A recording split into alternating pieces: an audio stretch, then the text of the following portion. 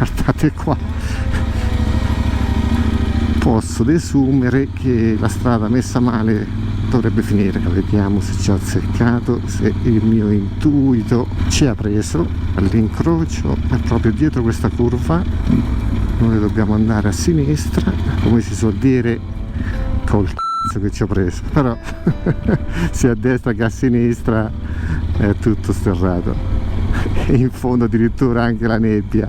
È un distributore di benzina. Paesaggio spettacolare, siamo in Scozia o in Irlanda.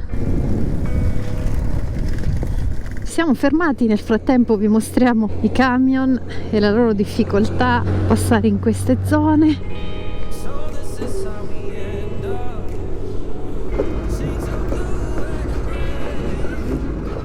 I ragazzi che erano al distributore ci hanno fatto segno di venire da questa parte perché c'è qualcosa da ammirare. Io nel frattempo sto scendendo, c'è una sorta di cascata. Stupendo! Wow! Che spettacolo!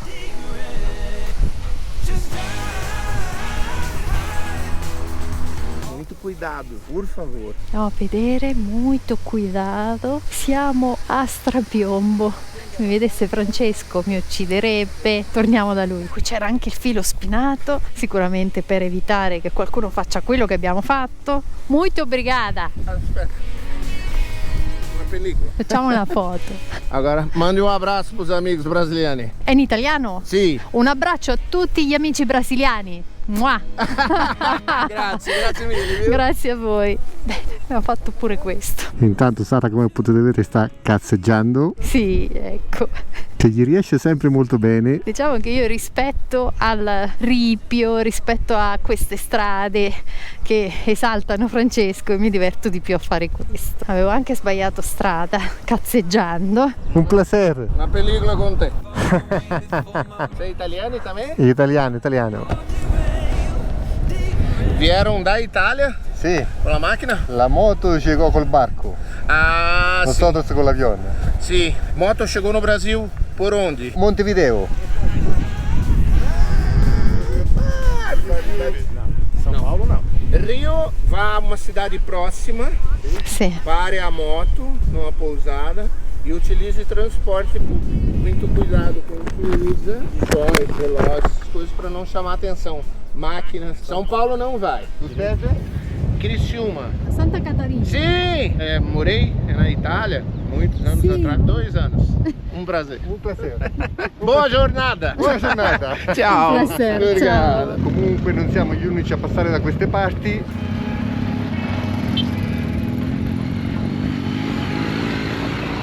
Tutto sommato una ruta molto frequentata. E guardate poi, dopo le moto, un camion pazzesco carico con tronchi.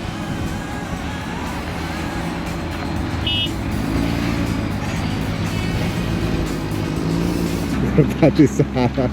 Ma io no, no a favore. Adesso tu, onestamente, dove vorresti essere? E guardate la Tenerona, bellissima! Posto abbastanza affascinante, ma ora ripartiamo perché se inizia a piovere diventa complicato barra pericoloso.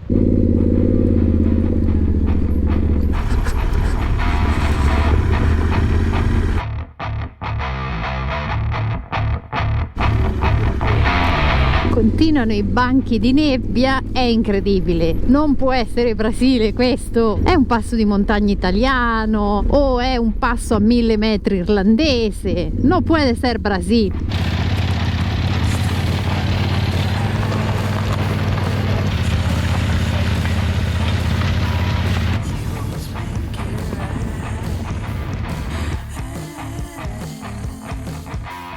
Anche se vi leggo nel pensiero, ovviamente voi aspettate per i zombie, ma promesso che arriveranno. Ecco, questo pezzettino ci mancava. Qua è quasi bianco il fondo, super compatto ma con le rocce che sporgono, e poi qua brecciolino un po' più sciolto però abbastanza grande. Destra, sentite la forcella. devo fare attenzione perché se poi prendo qualcosa di bello profondo non voglio arrivare a toccare la coppa dell'olio, o meglio il paracoppa, che comunque si trova abbastanza vicino alla coppa dell'olio. Parliamo del paracoppa originale che non è super resistente.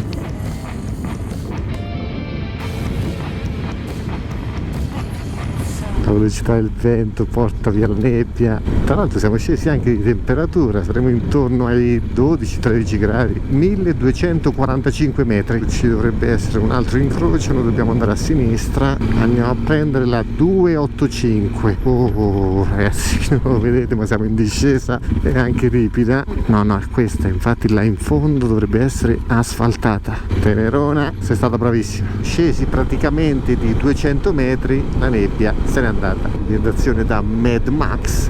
Questo pueblito è formato da 4 case ed un dosso. Diciamo che questa zona è abbastanza messa bene, sassi enormi e si galleggia proprio alla velocità della luce. Il camion Mercedes da cantiere. Non so quanti assi ha quel camion col rimorchio. Questa ricordo da quando eravamo in Cile.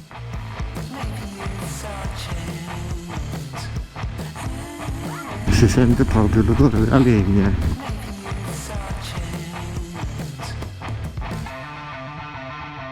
Comunque devo essere onesto, questa zona del Brasile non me l'aspettavo assolutamente così. Io non mi aspettavo tanto ripio, avevamo visto che la strada che dovevamo percorrere non era di tanti chilometri. Ecco la zona boschiva vista da fuori.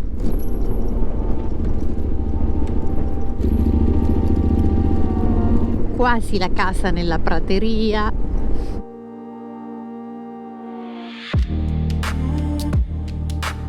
Inizia a avere un po' le spalle demolite perché abbiamo fatto ulteriori 10 km. Vedo al navigatore che ci dovrebbero essere delle case, quindi confido che la strada dovrebbe migliorare. Ma dove siamo finiti?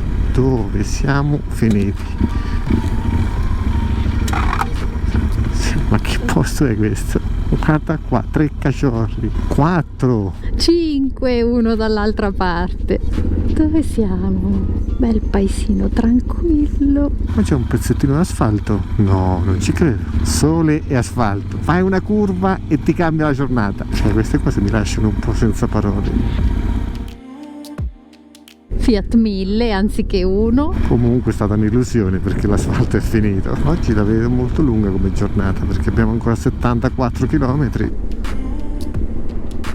Sono le 4 di pomeriggio e ancora non abbiamo fatto pranzo, però vorrei continuare perché non vorrei che il tempo peggiori e poi si inizia a piovere, un disastro. Il Castelluccio. Sì, perché poi a tratti è completamente priva di piante. Povera Tenerona, quante ne ha sopportate questa moto. Rio do Marco, peso massimo 2,4 tonnellate. Noi siamo al limite, con Sara dietro siamo al limite. Però non ho mangiato, quindi insomma ci siamo potuti passare. Qui abbiamo la doppia opzione, vedo al navigatore, se andare a destra oppure sinistra.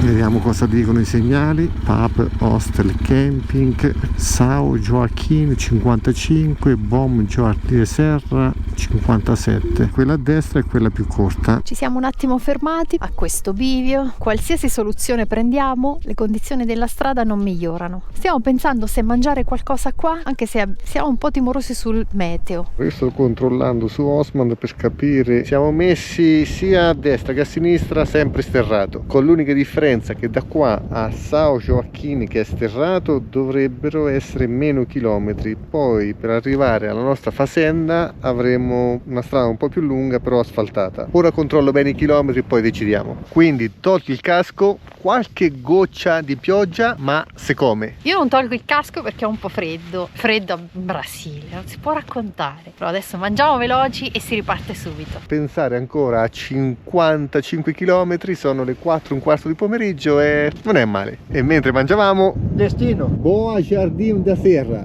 Sì, quanto tempo más o menos? 40 km, 12 km no final è asfalto. Non sono 57 di ripio, ma una quarantina, 42. Buon viaggio! Buon viaggio! Valeu. Però notizia negativa che un po' piove da quelle parti. Vabbè, voi pregate per noi. Ora però mangio. Ripartiamo. Dovremmo avere circa 40 km di ripio. Qua la strada è messa malissimo.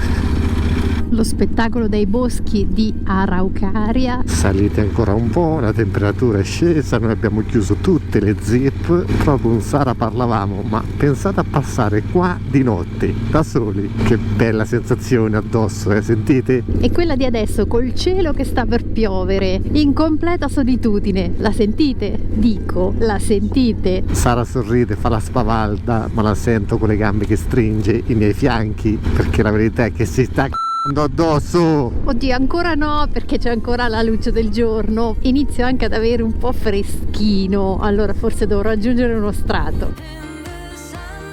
Però ora non siamo soli. Ma guarda qua che bella ruta, guarda che pietrone, pietraia questa, no? Pietrone, mamma mia.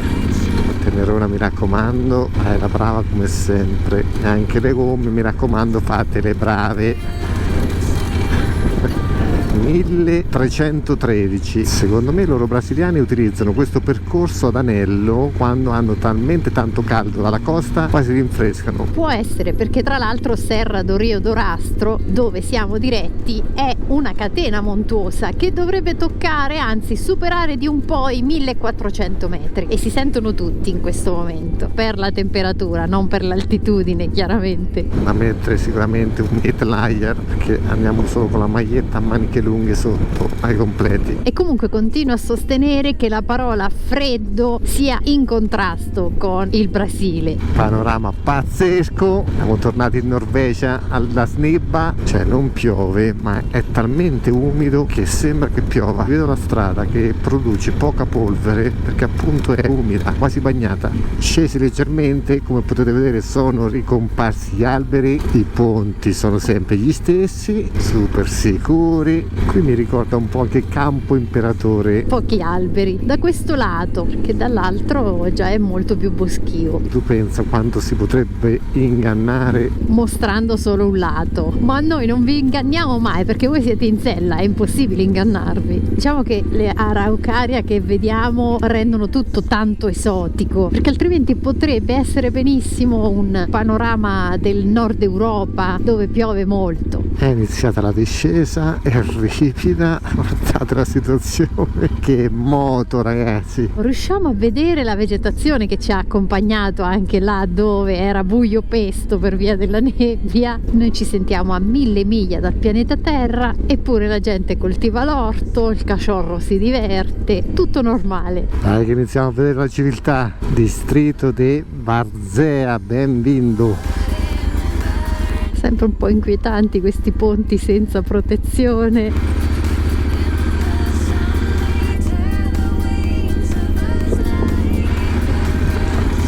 Per farvi capire quanto è ripida, con il freno sì e no riesco a tenere la moto. Bella ripida questa, peso in avanti, sa. Vai Tenerona, è proprio messa male. No male, malissimo. In avanti, in avanti. Vabbè ragazzi.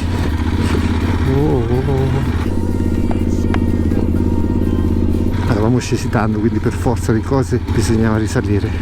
Vai, accelera, non mi fa fermare qua. Tu. Obrigado. Ecco quello che ci siamo lasciati alle spalle. Ve lo devo condividere, in quella salita ho perso un paio di mesi, qua siamo in paradiso. Questa potrebbe essere benissimo una cartolina turistica per questi stati del sud brasiliani. Ma che distesa qua davanti, esagerata! E gli animali inconsapevoli della bellezza del posto che stanno occupando. Non so ancora quanto tempo ci sia rimasto. Tu Fra? Bellissimi! Recap finale, abbiamo fatto 50 km da quando siamo partiti, quindi in teoria il ripio è quasi terminato, si è aperto anche un po' il cielo e dopo 2-3 ore è tornato il segnale del telefono. Sara poco fa mi ha detto ma è fresco, loro andavano magliettina di cotone a maniche corte. Ci vuole il fisico. E poi oltre a non avere il fisico c'ho un'età, Cioè, abbiamo un'età. E se dopo una giornata loca il signore o chi per lui addirittura fa uscire il sole, cosa volete di più? Perros. Io li chiamo ancora perros, però sarebbero cachorro. Secondo me qua finisce il ripio. Secondo me il ripio non finirà mai più. Addirittura alla fine dentro una foresta di araucaria. Piante da frutto comunque a non finire. Così magari quando ci dicono sono mele del Brasile, non so se capiti, sappiamo magari da dove vengono e c'è più familiare. Guardate, c'è file e file di piante da frutto.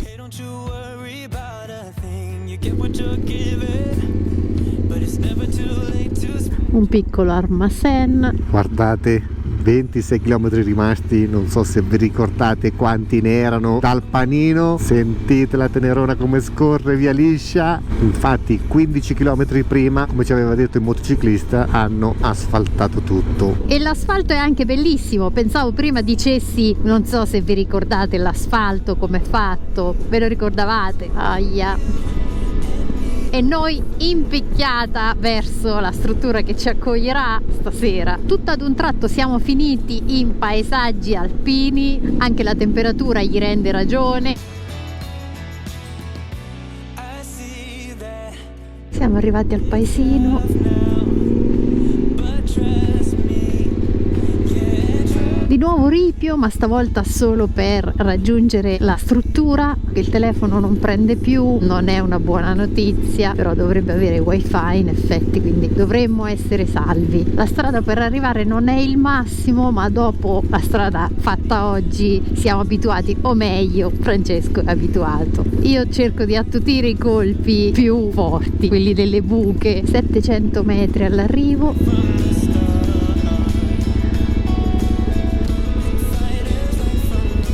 Eccomi tornato, avevo finito la batteria della camera. Comunque posto veramente pazzesco. Non so come mi vedete, devo togliere gli occhiali da sole anche perché si è fatto praticamente buio, ma sono demolito. Tenerona moto da 10. Oggi abbiamo fatto oltre 100 km di ripio e queste gomme sono super. Ve le mostro continuamente perché continuamente mi scrivete nei commenti: ma perché Francesco hai messo queste gomme così ignoranti? Perché con una moto così carica, con Sara dietro, la moto stessa è pesante, sapete benissimo che siamo intorno ai 520-530 kg totali con noi sopra. Io in primis non sono un manico in certe situazioni complicate, per esperienza acquisita vi posso garantire che anche oggi mi hanno salvato un paio di volte. Poi ovviamente con la moto così carica è facilissimo andare a terra, però le gomme vi posso garantire che fanno veramente la differenza. Nella reception c'è proprio un cartello grande: non si accettano carte di credito. Sono andata in panico. O Pix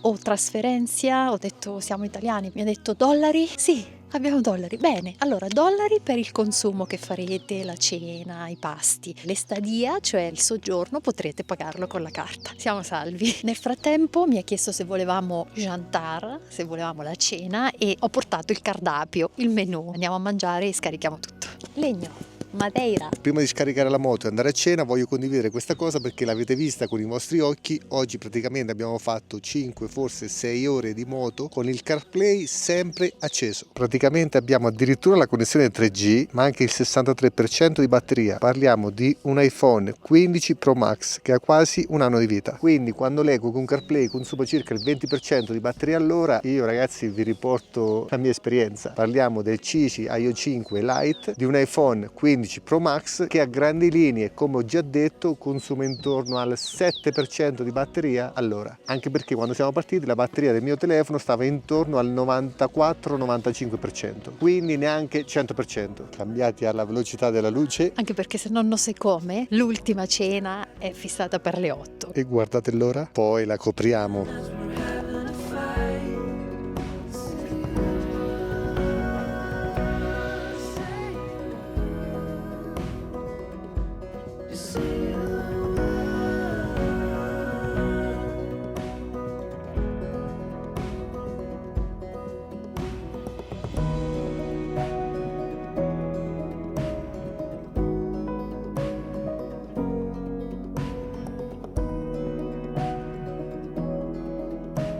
dopo 100 e oltre chilometri di ripio, ragazzi, pazzesca.